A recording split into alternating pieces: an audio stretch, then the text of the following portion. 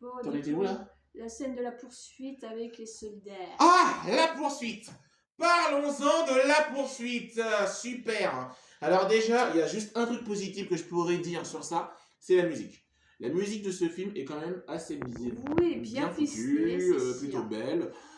Mais Ça va. ça dure des plombes et des plombes. Et c'est les scènes qui vont pas, rien que la scène de poursuite avec tous les personnages qui essaient de leur courir après pour avoir la forte récompense que le roi a annoncée en cours de route, et ouais, déjà ça n'aide pas. Excuse-moi, même Dracassin dans chaque 4 fait une meilleure récompense et au moins c'est plus crédible que dans ce film-là. Hein. Excuse-moi, je dis ça, je dis rien.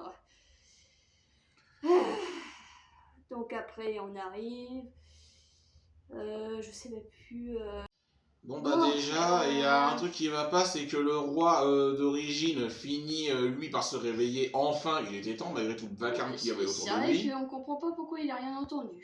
Enfin, Surtout que les personnages parlaient pas non plus tellement bas, hein, ils parlaient tous à voix haute. Et du coup, le roi finit enfin par se lever, le miracle.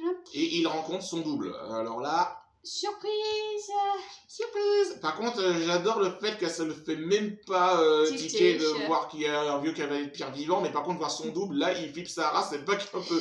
Oui, et finit, son double, en gros, il finit par le tuer. Enfin, on suppose, hein, puisqu'on voit personne revenir une fois que quelqu'un est tombé dans les trous. Alors, et il prend sa place en ordonnant de pourchasser. Donc le roi se fait distraire par une créature accordéon, une espèce de petit clown sur nulle part. Ah oui, c'est vrai, parlons-en. Il y a encore le petit accordéon, il est mignon, mais la scène est pourrite, voilà, désolé. Et en plus, t'as le seul personnage intelligent du film qui doit être le chef des armées du royaume, je suppose. Et d'un coup, il finit exécuté. Il a disparu. What the fuck? Oh, alors, après cette fameuse... Oh, tu te réveilles là? On n'a pas fini là. Ah, c'est pas fini. Là, on est au passage des catacombes. Ah, oui. Bon. Excusez-nous pour cet petit moment d'interruption. Ouais, alors, le passage des catacombes. Là, le Totoro arrive dans les fameuses catacombes. Sauf qu'ils arrivent à un passage avec un escalier et un fameux soldat est censé être caché, on va dire invisiblement au niveau du mur.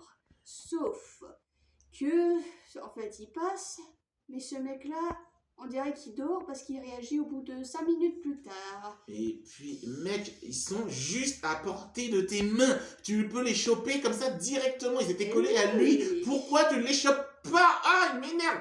Oh. Donc ensuite, du coup, le soldat se fait passer pour un con. Ensuite, il prévient tout le monde déjà. Tout le monde, ah oui, avec sa voix de crécelle, en sortant un discours qui pique les yeux et les oreilles aussi. Ça c'est clair. Et merci pour l'information, c'était vraiment important. Du coup, le roi décide de les poursuivre et cette fois-ci par...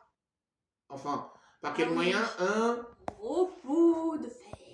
Un robot géant qui doit faire quoi? 30 mètres à tout péter. Un robot de 30 mètres qui sort de nulle part. Et malheureusement, désolé les internautes, c'est ce qui a inspiré le géant de fer, pour ceux qui connaissent le film. Et le géant de fer, là, je le reconnais même plus. Parce que surtout que la machine, elle est hyper lente. Elle marche tellement au ralenti que c'est impossible. Voilà, c'est ça. Bon, c'est pas l'imitation, pas mal. Non mais... Voilà comment il marche. L'oiseau de Totoro finissent par se faire choper et l'oiseau s'est fait kidnapper hors champ parce que pourquoi vous montrer ça aussi? C'est vrai, on le voit pas se faire kidnapper hors champ, enfin on le voit se faire kidnapper hors champ, enfin voilà, il est invisible. Voilà, invisible. Et résultat des courses, la bergère accepte la proposition du roi pour sauver la vie de son chéri. Et de l'oiseau par le marché qui sont envoyés au bagne. Ouais, voilà, c'est ça, on va dire ça. Puis au lion. Enfin, ils sont jetés au lion parce qu'ils ont fichu le bordel en grimant comment dire, tous les tableaux que le roi fait à son effigie. Alors il faut savoir que ce mec, tout est à son effigie. Les statues, les portraits, tout. Oui, il y a tout. Tu m'étonnes qu'il y ait des morts après. Bon, à part les autres tableaux dans sa chambre. Là par contre chacun sa logique, mais pour quelqu'un qui est plutôt mégalomane et obsédé par lui-même... C'est clair, et pour un roi qui déteste un berger, enfin pour un ramoneur je veux dire, il a gardé ça dans sa chambre. Non mais même je comprends pas trop la logique du truc. Déjà, ok, ils sont jetés au lion, qui ont décidé de pas les bouffer parce qu'une musique douce leur a coupé l'appétit. Parce qu'il y avait un autre prisonnier avec eux, un aveugle qu'ils avaient croisé comme ça, par pur hasard. c'est vrai que là, c'est pas de logique. Et les lions finissent par être convaincus par l'oiseau qui leur dit justement de se révolter parce que le roi a kidnappé la bergère et les a privés du seul repas qu'ils pouvaient avoir, des moutons. Du coup, ce qui provoque une révolution. Ouais, voilà. Et encore, la révolution, j'ai connu mieux. Et le pire, c'est que les lions qui mènent la danse avec l'oiseau et le ramoneur, parce que au final, tous les autres paysans, ils bougent à peine ou ils sont juste à dire les oiseaux, les oiseaux. Non mais déjà, ce ne sont pas des oiseaux, abrutis. Surtout que rien que les villageois, ils sont mous, quoi, comparé à ceux de La Belle et la Bête, où c'est une vraie révolution. Là, ils sont mous. Et puis, je sais pas, ça fait quoi, des années qu'ils sont prisonniers, ça fait des années qu'ils n'ont pas vu le soleil, ou quoi que ce soit, et là, c'est l'occasion de se révolter, mais il n'y a rien. Et pourquoi ils font rien, quoi, en fait? Opportunité gâchée. Bon, ensuite, après une scène de révolution avec les villageois où ils sont mous. Où ils foutent rien, carrément, ils les accompagnent même pas. C'est sûr, on passe au stade du mariage, de la bergère et du roi. Et tous les invités sont non seulement très moches, mais accélérez. C'est pas possible, tous les dialogues sont... Oh, ça m'énerve. En fait, on passe de 2 minutes, on a envie de dire le discours. Et même, j'ai envie de dire, limite, le bisou. Parce que purée, embrasse-la qu'on en finisse, marie-toi avec, on en parle plus. Mais embrassez-vous, bordel de merde. Il tue même son homme de main, pourquoi? Bah parce qu'il est méchant, évidemment, et les lions arrivent pour fiche le bazar. Le roi se sauve avec la bergère, qui se défend même pas d'ailleurs. C'est vrai que là, franchement, un roi me fait ça, mais je lui fous ma main dans la gueule. En fait, j'essaie de me défendre. Il s'enfuit avec la bergère sur son robot géant, mais l'oiseau et le ramoneur, aidés des oisillons, arrivent pour la sauver. Enfin, ils se bagarrent. Le ramoneur vite fait avec le roi. Enfin, bagarre, ouais, tu parles une bagarre. Oh, j'ai trop mal. Oh. L'oiseau prend les commandes du robot. Alors déjà, je sais pas comment il a réussi à faire. Enfin, il a assommé le gars. Mais il prend le contrôle du robot et d'un coup, il pète tout. Ouais, c'est vrai. Oui, tout est pété. Il explose tout le château. D'un seul coup, ouais, le robot, oui. Ah non, je crois que c'est plus comme ça. Ah oui, t'as raison, c'est... Wow, à cette vitesse-là, mais donc... ouais. Et la scène dure... trop longtemps. Moi, j'ai arrêté de compter. Ouais, tout est pété en même pas 3 bonnes heures. Je suppose dans le film. Je mets 5 heures. C'est clair, tout le monde finit par se sauver. Le roi factice finit par être envoyé dans l'espace à cause d'un espèce de ventilateur géant. Ouais, c'est un ventilateur géant en fait qui finit par l'envoyer d'autres cieux, on va dire. Ouais. Une fois de plus, le roi factice s'envole vers d'autres cieux. Et ça se termine sur le fils de l'oiseau qui est enfermé dans une cage. Oui, en fait, de toute façon, le problème des scènes d'oiseaux, c'est qu'ils sont les petits oiseaux, ils sont mignons, mais ils sont cons. Mais surtout, surtout celui qui ressemble plus au père, qui est enfermé au moins 3 ou 4 fois dans le film. Bah, à un moment donné, enfin, c'est en milieu de film, mais il joue avec une clochette, mais au bout d'un moment, il se rend pas compte que c'est un piège. C'était pas une clochette, c'était du raisin, je crois qu'il avait trouvé, et d'un coup, bim! Ah, du raisin, c'est pas faux. Bon, après, s'il est suffisamment con aussi pour manger une clochette, c'est pas étonnant, vu comment il le perd. Mais ouais, en tout cas, voilà.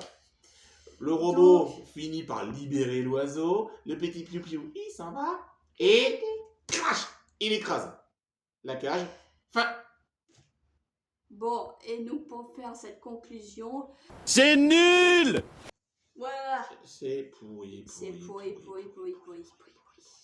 Vous auriez pu faire la même histoire avec une vraie bergère, un vrai ramoneur. Et le roi d'origine, franchement, ça suffisait largement. Oui, ou faire un meilleur design d'un roi déjà pour commencer. Et même le scénario casse pas des briques. En fait, quand on écoute ce scénario et quand on voit la jaquette en soi, on se dit pourquoi pas, ça pourrait être pas mal. Surtout que le château, le design, tout est plutôt bien foutu. Mais même le robot, bon en soi, même s'il est ridicule. Il est ridicule, mais ils auraient pu faire bien. Mais pourquoi le mettre aussi lent?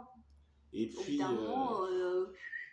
Il n'y a pas que ça qui est lent. Le pire, c'est que les personnages de la bergère et du ramoneur sont vraiment inintéressants parce qu'on passe beaucoup trop de temps sur eux. Mais même leur discours, leur discussion, c'est de la merde, tu comprends rien à ce qu'ils disent. La VF est vraiment pourrie. Mais oui. Il n'y a que l'oiseau qui s'en sort bien. Même les doubleurs, t'as envie de dire, mais en fait, vous avez pris de l'aspirine pour faire ces doublages-là ou quoi? Les gens qui s'ennuient, surtout la voix du roi qui va pas du tout avec la musique pour moi. Ah oui, c'est clair. Ma petite bergère, je crois que tu dois épouser un roi, un truc comme ça. Ah, cette voix, elle est tellement grotesque. Et encore, même toi, ta voix, quand tu essaies d'imiter le roi, c'est plus crédible. Oui, on est d'accord. Non, c'est vraiment dommage, parce que ce film aurait vraiment pu valoir le coup, mais ce n'est pas le cas. Alors, si vous voulez éviter un mal de crâne, ne le regardez pas. Si vous voulez avoir un mal de crâne pour faire en sorte de ne pas bosser le lendemain et justifier pourquoi vous êtes absent au boulot, regardez ce film, ça suffira. Vous prenez une bonne gueule de bois avant de regarder ce film. Voire même 3 gueules de bois pour être sûr. Ouais, au pire, 3 gueules de bois. Heureusement, la prochaine fois, on traitera un film qui sera beaucoup mieux. Gladiator numéro 1. Avec de bons acteurs et un bon script. C'était The Critic Show, Simba et Clacla qui vous dit ciao. Ciao. Kayoko, dis-moi, t'en as pensé quoi du film? Quoi, c'est déjà fini? Bah oui, c'est fini. On a fini la critique là. Ah, c'est fini. C'est de la merde. J'ai rien à dire. Franchement, les scènes que vous m'avez dit, j'ai rien compris. Tout ça, j'étais en what the fuck total. J'ai rien d'autre à dire. Je vais me recoucher, je crois. Pas dit.